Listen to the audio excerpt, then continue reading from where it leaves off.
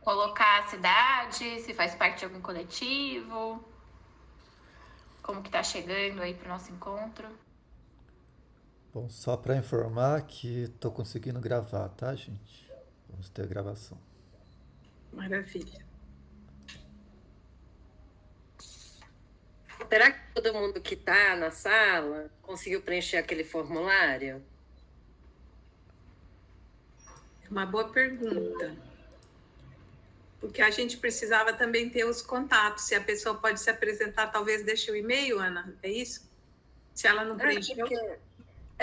Se não preencheu, de repente a gente põe no chat o link. Maravilha. É legal, mas de qualquer maneira eu vou pedir pro pessoal se apresentar no chat, porque aí a gente consegue inclusive usar de exemplo os coletivos que já fazem parte aí, para trazer um pouco mais de concretude do que a gente vai falar.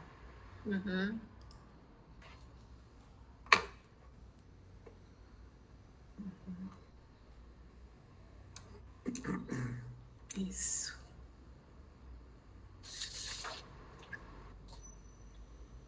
Estamos esperando mais alguém? Senão a gente pode começar. Eu acho que a gente pode ir começando, né? Assim a gente vai seguir o horário, né? Combinado.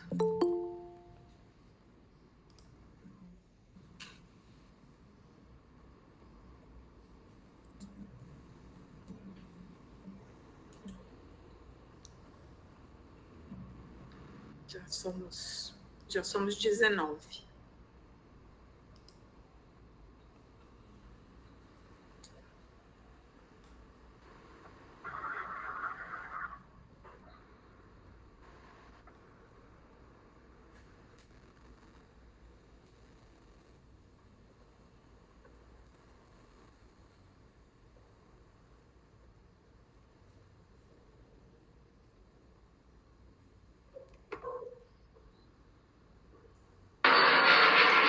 Boa noite, pessoal. Agora que eu consegui abrir aqui o microfone, tô com problemas técnicos aqui também, mas estão se resolvendo aí.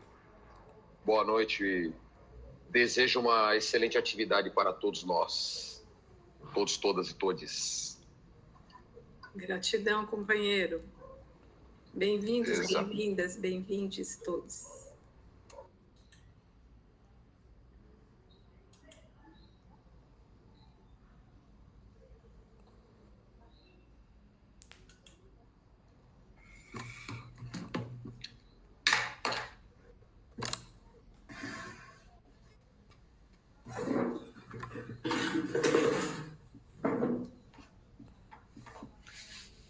Bom, então bora lá, né, gente? Então, boa noite oficialmente a todas, todos e todas. Essa daqui é uma atividade do Fórum Popular da Natureza, né? Não sei se alguém aí que quer dar uma contextualizada ou se a gente já pode dar uma apresentada e pegar o bonde. Alguém gostaria de falar alguma coisa? Senão eu e Cássia já podemos dar nossa contextualizada. Mas essa faz parte de uma atividade, né, de um projeto, nosso terceiro projeto aí, com apoio e parceria da Fundação Rosa Luxemburgo. Dentro desse projeto, a gente fez uma proposta de mobilizações formativas, né, pegando aí o Fórum Popular da Natureza, os núcleos, as instâncias e também os movimentos e coletivos que fazem parte do fórum, né, tanto a nível nacional quanto também aí nos núcleos e que são nossos parceiros, pessoas afins. Então, a ideia hoje é fazer uma formação mais interna, né? E aí, para explicar um pouco da metodologia que embasa essa proposta de mobilização formativa, e aí entrar mesmo nessa mobilização formativa com esse grupo, ou quem quiser, né, e outras pessoas atuando aí como formadores, né, porque a gente acredita nessa educação popular, né, que a gente aprende participando e que todo mundo sabe, tem a ensinar e tem a aprender, né, é bem a proposta aí que Paulo Freire trazia, de que somos todos educadores e educandos, e tem sido essa filosofia que a gente adota aí na Escola Popular da Natureza também, né? Então, eu sou a Isabela Cugin, eu sou de Campinas, faço parte do núcleo PCJ, que agora deu uma paralisadinha, mas espero que em breve a gente retome. E participei aí de algumas coordenações do Fórum Popular da Natureza e também da Escola Popular da Natureza. E aí, a Escola Popular da Natureza surgiu muito dessa perspectiva que eu estava falando, de que todos nós temos muito a aprender a ensinar um com os outros, né? A ideia do Fórum Popular da Natureza veio mesmo, né? Da gente se unir nossas lutas, unir nossos aprendizados, nossas forças, e trocar entre nós, né? E nos articular e trocar entre nós. Então, a escola veio dessa proposta de, puxa, a gente precisa fazer a disputa de narrativa e popularizar muitas questões que estão acontecendo, né? Sociais, ambientais, culturais, políticas. E também promover justamente essa troca entre nós, porque um movimento pode aprender com o outro, pode aprender com a experiência do outro, né? E a gente tem grandes mestres e mestras aqui, pessoas extremamente sábias, inteligentes, né? Que mesmo não estando dentro desse modelo moderno aí de produção de saberes e conhecimentos, produzem saberes e conhecimentos, né? Inclusive fazendo a disputa aí com o pensamento moderno. Então, a Escola Popular da Natureza, ela vem sendo construída na praxis mesmo. Quais são os temas que a gente acha importante trazer? Quais são as pessoas que a gente quer ouvir sobre esses temas? Né? Como que a gente faz o melhor curso? Então, a gente estava numa época pandêmica, a maior parte das nossas atividades foi virtual, né? Mas sempre buscando fazer de uma maneira participativa e aprendendo. Então, por exemplo, a primeira formação que a gente teve, a gente não sabia, faz formulário, não faz formulário, faz lista de presença, como é que faz, por onde transmite. E aí a gente resolveu fazer o encontro no Zoom e transmitir pelo YouTube. A gente foi aprendendo fazendo. Como que faz mediação de encontro. Então é bem essa perspectiva da Escola Popular da Natureza. Então, e aí a gente se reúne, alguém tem uma proposta, né? Falar, olha, esse tema eu acho muito importante. Então, usando de exemplo um que a gente fez no projeto passado, que foi o de agrotóxicos, né? Que estava naquela derrocada de aprovar uma série de agrotóxicos, né? E de aumentar aí o consumo. Então, poxa, a gente precisa fazer um curso que explique tudo os agrotóxicos, né? Então, o que eles são, quais são os impactos, quais são as experiências de combate direto aos agrotóxicos, trazer a agroecologia. Então, a gente fez um curso, né? A gente foi fazendo reuniões, as pessoas foram dando contribuições de materiais, de pessoas a serem convidadas, né? A gente experimentou uma plataforma de eventos dessa vez. Então, é dessa maneira que a gente tem feito. E agora, fazendo essa transição aí de não estar só no virtual, a gente quer fortalecer a ida para os territórios, a ida presencial, só que a gente ainda é uma instância nacional. Então, como que a gente faz isso, né? Através dos nossos núcleos. A gente precisa retomar o fortalecimento e a nucleação. Então, a ideia era a gente se formar em como a gente faz intervenções ou fortalece intervenções nos nossos territórios. Então, vem muito dessa perspectiva, essa proposta de mobilização formativa. Vocês vão ver que não é nenhuma novidade o que a gente está trazendo aqui. Provavelmente já são coisas que vocês já fazem na prática.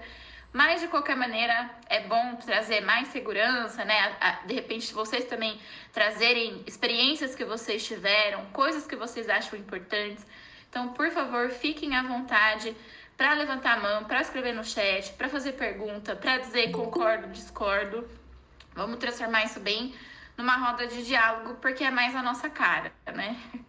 Ainda mais por a gente estar aqui, todo mundo em casa. É isso aí. Então, é isso. Eu sou a Isa, de Campinas. No momento eu estou em Belo Horizonte, a trabalho. E sou educadora ambiental. Agora eu vou passar para a Cássia, porque vocês veem que eu me animo, eu saio falando. Então, eu sou Cássia, estou muito grata e honrada de estar aqui, podendo contribuir. Eu tenho trabalhado, eu vou falar um pouquinho mais de mim quando eu fizer uma apresentação, que a gente combinou de dividir os temas, né? E, então, eu vou falar mais um pouco de mim em outro momento, mas eu também queria aproveitar esse momento para fazer uma outra memória de uma atividade da escola, que foi o curso Pandemia e Agronegócio, que aconteceu bem no começo, né, da atividade da escola, e naquele momento totalmente online, e justamente refletindo sobre a questão da pandemia, a gente fez vários encontros e pôde conversar com muitas pessoas em vários pontos do Brasil. Naquele momento, o nosso companheiro Alan da Silva, que foi tradutor do livro do Robbie Wallace, né? E que estava com toda a questão da pandemia dele, e ele trouxe para a gente, né? Então, acho que a gente está trazendo sempre isso, como a Isa falou, nossa experiência, que é limitada, e contando com aí a generosidade de vocês para poderem complementar, e a gente vai tentando construir um trabalho conjunto, né? Maravilha. Vou pedir, gente, para quem puder deixar as câmeras ligadas, para a gente tornar isso mais próximo possível de uma roda de conversa, mas a gente entende quem não pode. Eu mesma estou aqui tentando resolver as coisas no meu computador. E deixar o áudio desligado, deixar o microfone desligado, mas abrir aí quando quiser, tá bom? Tem essa ferramenta de levantar a mão, então a gente pede que vocês levantem a mão e a gente passa aí para vocês. E é isso. Tragam perguntas, comentários, sugestões e experiências que vocês tiveram. Então, acho que agora a Cássia já assume, né, Cássia? E só queria falar uma coisa, que a gente vai falar muito aqui hoje de participação, né? E participação é um conceito que tem sofrido muita banalização, né? Muito conceito tem sofrido banalização, né? Própria sustentabilidade, enfim. Mas participação é um elemento chave dentro da educação popular que a gente precisa estar sempre fazendo a disputa dela, né?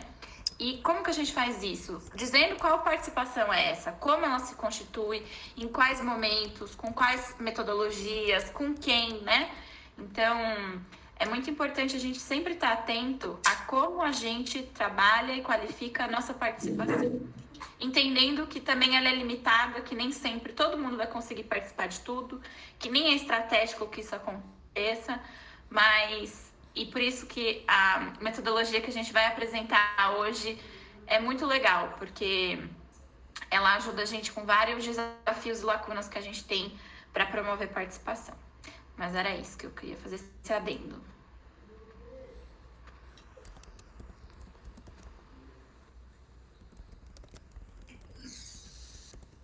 Eu vou compartilhar a tela, espero que dê tudo certo.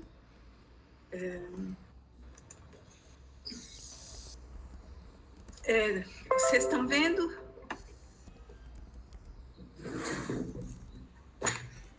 Está dando para ver? Está direitinho. Bom, então a gente está fazendo essa mobilização formativa da pesquisa de ação participativa, né? Nessa apresentação eu vou falar um pouquinho, como eu disse, sobre mim, porque a gente começa a questão da participação fazendo uma reflexão sobre de que lugar a gente está falando, né?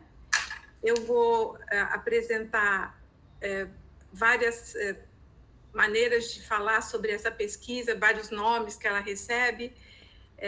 Vou tentar apontar sobre a importância da metodologia na questão da democracia do conhecimento, da expansão dos direitos, lições aprendidas. E aqui eu vou estar me apoiando numa mestra, né, que é a Nina Wallerstein, que é uma pessoa com quem a gente aprende muito de pesquisa participativa há muitos anos no Brasil. Eu estou desde 2017 nesse tema. Fiz pesquisa participativa e trabalho com pesquisa participativa atualmente. Depois nós vamos entender a importância dos relacionamentos e compromissos, voltar para esse tema da participação e compromisso, e do envolvimento da comunidade e ativista, estudioso, e finalmente eu vou dedicar essa apresentação e fazer, apontar algumas referências. Então, primeiro, começando com o que a Isa já trouxe, quem ensina aprende no ato de ensinar, e quem aprende ensina no ato de aprender. Paulo Freire, né, nosso mestre. Meu nome é Cássia Maria Andreucci Naves Felet. Eu tenho sempre um grande constrangimento de apresentar um nome tão comprido, mas é esse o nome que eu carrego. E cada parte dele fala de mim, né? Mas o que eu queria trazer hoje para vocês é que eu me formei em 1979 em psicologia e no ano de 2020 eu concluí um mestrado em saúde mental de moradores de ocupações de movimentos de moradia na cidade de São Paulo, tendo como orientadores um geógrafo e uma psiquiatra, com quem eu trabalho ainda hoje no Instituto de Psiquiatria do Hospital das Clínicas, num projeto de participativo, né, pesquisa participativa com moradores em situação de rua. Essa minha participação, depois eu soube, né, ela está associada a um trabalho muito mais amplo que envolve uma pesquisa que tem uma ligação com o Centro de Estudos para Cidades Sustentáveis, ligados à Faculdade de Saúde Pública da USP. A minha pesquisa não foi diretamente ligada, no momento da pesquisa, a esse centro, mas agora eu estou ligada a ele. O meu mestrado foi pelo Instituto de Estudos Brasileiros da USP. Então, como disse, sou membro do coletivo A Cor da Rua, e o nosso objetivo é contribuir para políticas públicas e para a promoção da saúde mental da Pop Rua. A equipe, também faço parte de uma equipe pedagógica na disciplina de arte-terapia, que está ligada à residência em enfermagem psiquiátrica. E por isso tive a chance de conhecer e de acompanhar todo o sistema do Sistema Único de Saúde, que não estava presente na minha formação, porque surgiu só em 88, eu me formei em 79, né? E estou aqui no fórum desde o começo, né? Então, tenho 66 anos, sou branca, sou a primeira geração da minha família que foi além do ensino básico. Meu pai, ele teve problemas de saúde, ele conseguiu sobreviver a uma tuberculose pela descoberta da penicilina. Minha mãe, como meu pai dizia, era filha de um carroceiro que vinha a ser um imigrante italiano, e esse carroceiro se casou com uma descendente de indígenas. Eu tenho 3 filhos e 2 netos. A pesquisa participativa ou pesquisa-ação, né? Ela também pode receber o nome de investigação colaborativa, pesquisação participativa, pesquisa participativa baseada na comunidade, pesquisa de participação juvenil. Muitos são os termos pelos quais essa pesquisa pode ser conhecida.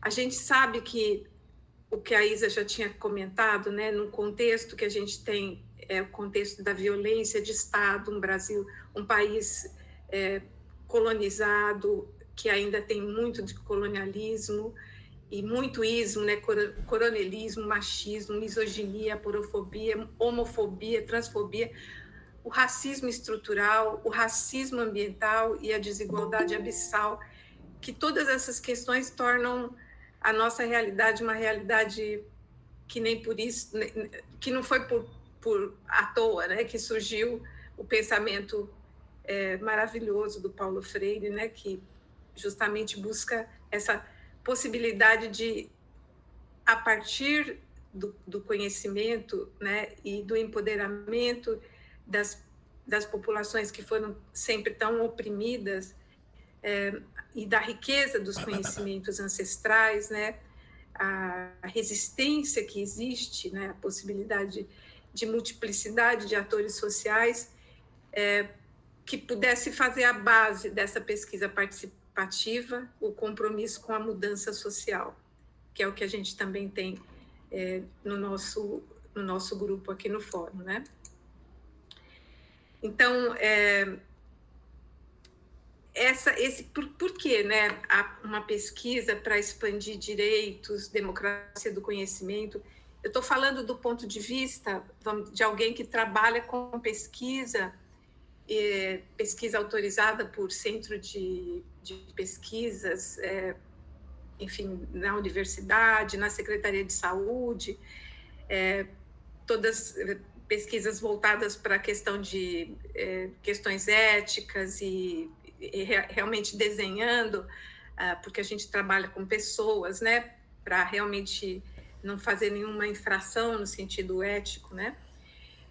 Então, o que a gente busca é que a ciência, a arte e o movimento político possam estar juntos, né? Aí tem uma foto de uma participação que eu pude fazer enquanto pesquisadora num projeto de formação de lideranças indígenas em audiovisual, para que as líderes indígenas pudessem registrar seus modos de vida, seus territórios. E então, para que esse conhecimento, né? Para que aquilo que já se sabe, aquilo que se pode saber e que seja necessário conhecer, possa ser visibilizado e ficar acessível, né? Visibilizado e acessível. Em relação a comunidades, a territórios e também a identidades compartilhadas, né? No caso, eu trabalho com a população em situação de rua, com as pessoas que se identificam como população em situação de rua, né? Tem particularidades que talvez na próxima fase do nosso curso eu possa detalhar um pouco mais quando eu apresentar um pouco da pesquisa que eu fiz em relação a como que essa identidade de pop rua ela pode ser compartilhada, né? E isso sempre envolvendo movimentos sociais, atores sociais, e a gente sabe que podendo ser estendido isso até para o que a gente chama os membros da natureza, né? Como identidades compartilhadas para a extensão dos direitos àquilo que seria também o direito dos rios, o direito das florestas, o direito enfim, de elementos da natureza que geralmente a gente vê como separados, né? Ou via como separados do humano, né? O eu e o ambiente, né? E a gente sabe que isso está junto, né? Isso se junta. Então, a partir daquilo que foi um depoimento da Nina num dos livros que é referência nesse trabalho, o que é importante? A humildade cultural, que é uma autorreflexão sobre o preconceito e sobre o lugar de poder e privilégio, que, no caso, eu, pesquisadora, encarno, né? Por ter podido estudar, por ter podido, como branca, né, tá aqui falando sobre uma coisa que eu aprendi para vocês. E cada parceria desenvolve junto o seu conjunto de princípios orientadores e formas de orientação que honrem a contribuição de todos. E isso não é um conjunto fixo, né? É algo que a gente pode ir sempre estabelecendo e revisando, né?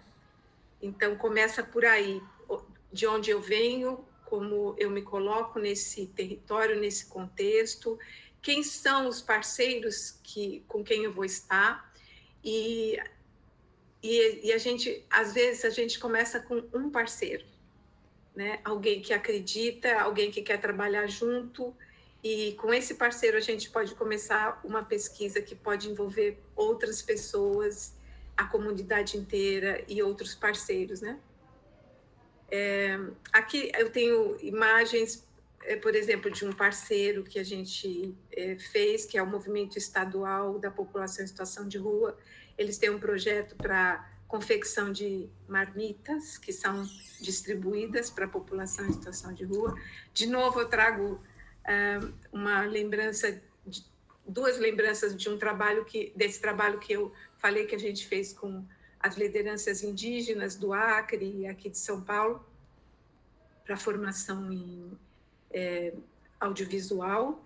E, especialmente aqui, a gente tem uma metodologia que, quem sabe, em outro momento a Isa também possa falar, que tem a ver com a construção do Rio da Vida, que é uma forma, né, de a Isa vai depois detalhar, fazer um tipo de mapeamento, né, daquilo que a gente encontra no território ou naquele contexto com aquela população com a qual a gente vai estar trabalhando.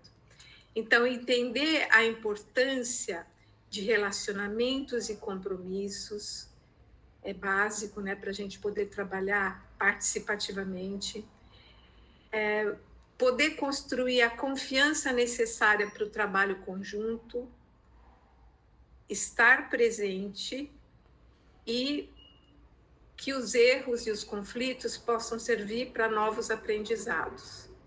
Isso parece coisa assim óbvia, mas na experiência de trabalho a gente sabe que são coisas muito delicadas, né? A confiança, eu costumo dizer que é como um fiar, né? A gente joga um fio que vai para lá, aí alguém joga um fio que vai para cá, e a gente vai tecendo nesse movimento, né?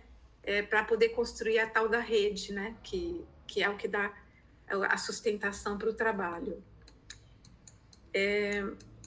Então, a participação, ela envolve um compromisso contínuo em todas as etapas do processo. A gente espera que nunca seja uma coisa pontual, mas que comece e ela possa se estender por muito tempo. Isso é uma esperança, principalmente para alguém com a minha expectativa de vida, que eu posso contar que enquanto tiver saúde e condição cognitiva, eu posso ter trabalho, né? Porque enfim, aquelas pessoas com quem eu estou trabalhando, com quem eu já trabalhei, eu posso voltar a trabalhar em novos projetos, sempre de maneira participativa. Então, a gente identifica o problema, a gente cria junto, co-criando, né, instrumentos e abordagem para analisar esse problema, faz uma coleta de dados, faz uma coanálise e em cooperação, né, daquilo tudo que a gente está observando,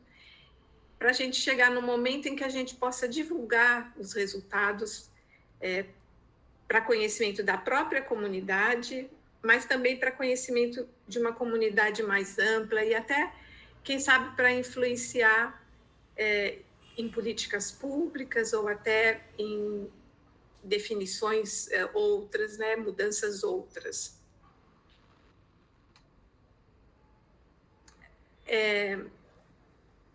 Eu gostaria de reforçar que a comunidade precisa ser envolvida em todas as decisões, análise de dados, na gestão de fundos, quando houver, né, quando for possível existir essa condição, a contratação, é possível que em algumas situações seja possível contratar pessoas para fazer trabalhos específicos, né?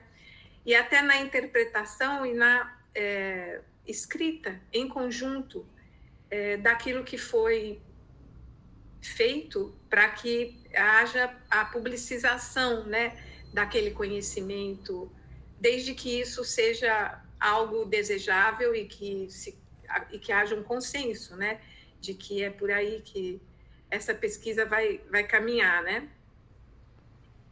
De qualquer forma, mesmo que a gente, enquanto pesquisador, né, a gente esteja ali junto com a comunidade, desempenhando um papel que talvez a gente conheça alguma coisa mais da ferramenta para poder produzir esse conhecimento e a intervenção, né? Porque é um conhecimento que gera uma intervenção, a Isa vai melhorar essa descrição aí. É necessário produzir material para que a comunidade tenha autonomia na divulgação e até na apropriação, né, dos dados que dizem respeito a ela mesma. Então, é preciso que isso fique, né, com as comunidades, nos territórios, esse conhecimento possa ser depois compartilhado, né? Então, a gente fala que a gente faz com, a gente não faz por, né? Para isso, a gente alia a autorreflexão individual com a autorreflexão coletiva, dos coletivos que a gente conseguir constituir. A gente propicia uma convergência daquilo que parece que funciona melhor, daquilo que são as boas práticas. A gente tem que levar em conta, isso aqui são 2 pontos que eu introduzi por minha conta e risco, né? A sincronicidade e a serendipidade, são nomes, assim, um pouco estranhos, né? Mas eu acho que muita gente já viu que, por exemplo, quando a gente pensa uma coisa e, de repente, alguém está pensando junto, né? Aí a gente aproveita a sincronicidade, né? Isso é importante, a gente ter essa sintonia para aproveitar os momentos em que as coisas estão sendo pensadas e há uma ação já que possa estar encaminhando para algum lugar, né? E a serendipidade são surpresas, assim, que realmente a gente não espera, mas que vem também para contribuir para que determinado contexto se configure como um contexto onde pode ser construído conhecimento e construído uma ação que possa provocar uma mudança significativa. E o compartilhamento de poder e empoderamento como processos e resultado. Está acabando, viu, gente? Eu quero, então, nessa introdução, e deixar todo mundo à vontade para complementar aquilo que eu não fui capaz de dizer agora e que achou que é importante, né? Principalmente a Isa, que vai me seguir. Esse trabalho eu queria dedicar a Neide Vita, que foi uma moradora em situação de rua e que ela estava participando como membro da equipe pedagógica de um curso que a gente ofereceu sobre a saúde mental de moradores de ocupações, na verdade, para moradores de ocupações, e que infelizmente foi assassinada. Ainda não tem esclarecido o motivo e a situação toda do assassinato dela é muito suspeita. A gente fez, inclusive, uma denúncia para a Comissão de Direitos Humanos Interamericana, mas, infelizmente, é um caso como o de Marielle, sabe? Muito esquisito. E aqui estão algumas referências que depois eu me comprometo a compartilhar com mais detalhes, né? Mas esse trabalho de pesquisa participativa, ele já gerou um material que pode ser baixado online, que é esse livro, Saúde Mental das Pessoas em Situação de Rua, mas isso envolve saúde mental de pessoas em vulnerabilidade social. É bem aplicável, serviu bem para pessoas que moram em ocupações, a gente trabalha, baseado em conceitos de saúde mental da Organização Mundial de Saúde, mas foi um livro que foi pensado para que as pessoas que não têm conhecimento sobre esses conceitos e como identificar uma ideação suicida, ou, inclusive, quando ela fica perigosa, de que maneira identificar os transtornos mentais comuns, quadros de ansiedade e depressão, os transtornos mentais graves. Então, ele está online, sabe? É só baixar com esse título e vai estar aí no celular para todo mundo, né? A gente também trabalha, nos trabalhos que a gente faz, com a psicohistoriografia, né? Que é uma forma diferente de pensar a psiquiatria, né? Não simplesmente do ponto de vista da construção ocidental, mas pensando na questão da opressão, né?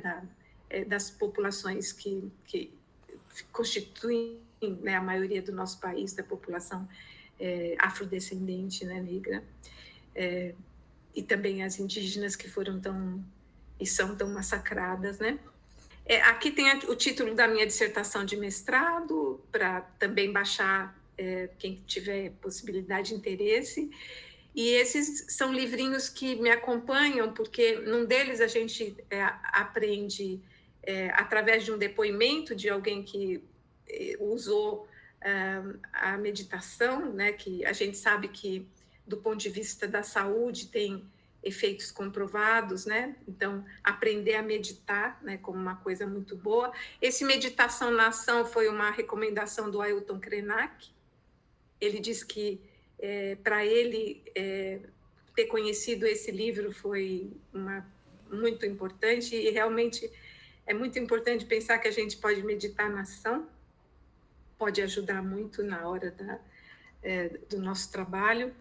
E também esse é um outro livro que eu estudei na minha dissertação, e que traz ideias assim bem diferentes em relação a vários temas, né? E sempre com essa questão da imaginação radical, que eu acho que é aquilo que a Isa falou num dos nossos encontros iniciais, dizendo que se é para a gente ficar batendo que não tem saída, que o mundo vai acabar, que é o fim do mundo, não vale a pena. A gente precisa realmente ir para o pós-ativismo. O pós-ativismo, ele envolve uma imaginação radical, né? E eu deixo aqui essa provocação para vocês. Aqui, como referências, a gente tem um site que foi disponibilizado pelo grupo de pesquisa participativa da escola da Faculdade de Saúde Pública, do qual eu faço parte. Ali tem material que todo ano a gente usa, porque há uma formação em pesquisa participativa na Faculdade de Saúde Pública nos últimos 30 anos, com a participação da Nina Wallerstein, que foi aluna do Paulo Freire no Chile, e fala português, né? E ela hoje trabalha com comunidades indígenas nos Estados Unidos, né? A gente tem esse grupo que tem pessoas no Brasil inteiro trabalhando com pesquisa participativa, e a gente faz um tipo de reciclagem, né? E sempre como se fosse um parafuso, sabe, gente? A gente vai pelos mesmos temas, mas a gente sempre vai aprofundando, né? Também tem o coletivo A Cor da Rua, para vocês acompanharem no Instagram, e tem essas lives que eu acho que são muito preciosas, com muitas pessoas falando do ponto de vista dos movimentos sociais, do ponto de vista dos pesquisadores, das pessoas que estão fazendo pesquisa participativa, que é o Múltiplas Sementes, que é fruto desse grupo que eu falei para vocês, que tem o foco na questão da saúde pública, para desenvolvimento das políticas ou das pesquisas participativas. Mas, por exemplo, tem na Bahia um trabalho que envolve empoderamento infantil. Tem lá a nossa colega Val, que ela trabalha com empoderamento infantil nesse projeto já de vários anos, com os jovens da comunidade em que ela atua. Eu fico à disposição para perguntas e comentários. Agradeço. Obrigada, gente. Eu preciso sair daqui, né? Como é que eu saio?